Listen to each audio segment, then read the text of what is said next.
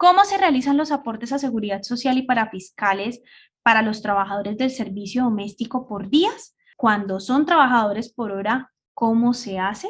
Entonces hay que tener en cuenta algo. Lo primero que quiero decirles es, un trabajador del servicio doméstico, yo considero, según el análisis de los tres elementos del contrato de trabajo, prestación personal del servicio, remuneración y subordinación, ¿sí? Para mí, en mi criterio y en el criterio que he encontrado en muchas jurisprudencias de la Corte Constitucional y la Corte Suprema, el servicio doméstico es, digamos, un servicio que crea un vínculo laboral, ¿sí?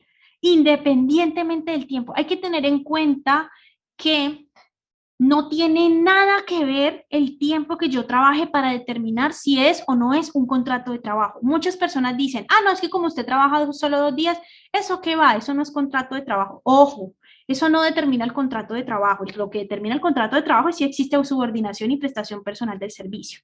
Entonces, cuando yo tengo un empleado del servicio doméstico y este labora por días, viene una vez a la semana o 2 veces a la semana, ¿sí? Este empleado del servicio doméstico tiene derecho a todos los derechos laborales porque es un trabajador, porque un empleado del servicio doméstico, él está subordinado, él no puede hacer las cosas sin que existan unas instrucciones y sin que exista esa subordinación por parte de la persona que está recibiendo el servicio. Entonces, lo primero que les hago la claridad es que en la mayoría de los casos el servicio doméstico está amparado bajo el contrato de trabajo. Entonces, como está amparado ante el contrato de trabajo, pues hay que hacerle aportes a seguridad social, a pensión, a salud, a riesgos laborales y a caja de compensación familiar a ese trabajador de servicio doméstico. Pero entonces, ¿qué hacemos si este trabajador no me está laborando los 30 días del mes, sino que me labora 7 días en el mes, o me labora 8 días, o me labora solamente una vez por semana? Entonces, ¿cómo hago yo para cotizarle la seguridad social a este trabajador? Entonces, esa pregunta surge porque resulta que la ley 100 de 1993 había establecido que la base mínima para cotizar a seguridad social es un salario mínimo. Pero entonces, si yo tengo un trabajador que trabaja a tiempo parcial, trabaja, por ejemplo, medio tiempo y recibe la mitad del salario mínimo o trabaja 15 días en el mes, ¿sí?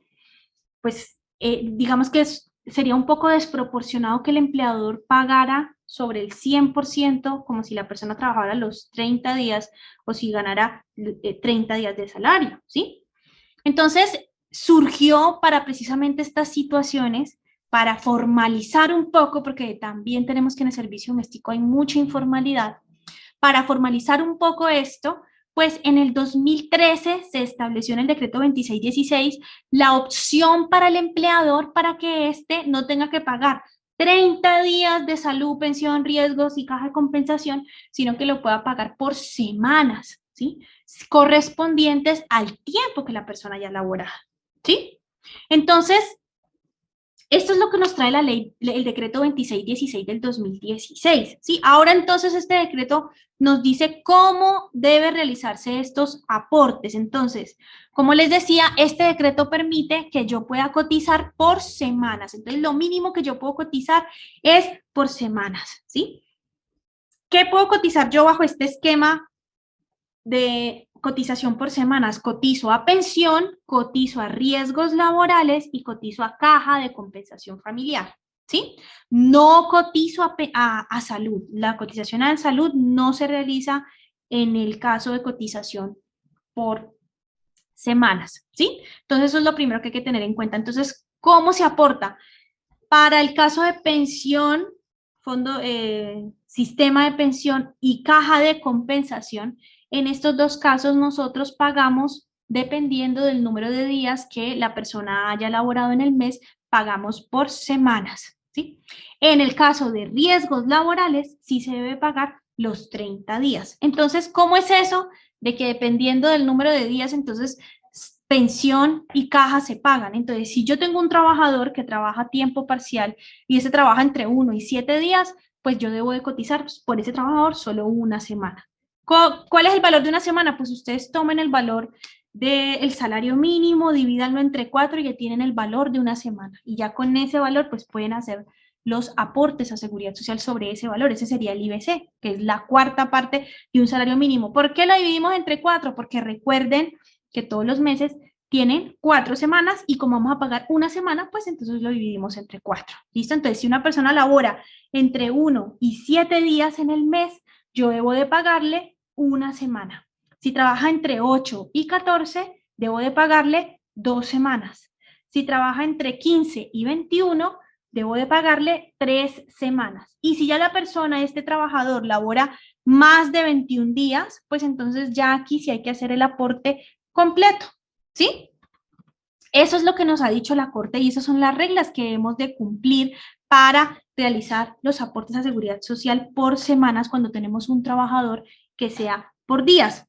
Estos aportes, ¿cómo se hacen? Se hacen a través de la famosa PILA, la planilla integrada de liquidación de aportes, y ellos tienen incluso un cotizante especial, que es el cotizante 51, o sea, esto no es algo nuevo, esto es algo que está desde el 2013, sino que con todo el tema del piso mínimo de protección social enredó un poco las cosas, pero este decreto ha estado allí, directamente no lo han derogado, de hecho esa cotizante todavía está dentro de las planillas, y que si ustedes me preguntan a mí me parece que este sistema es más protector que el piso mínimo que, digamos, ya empezó a regir su inexequibilidad.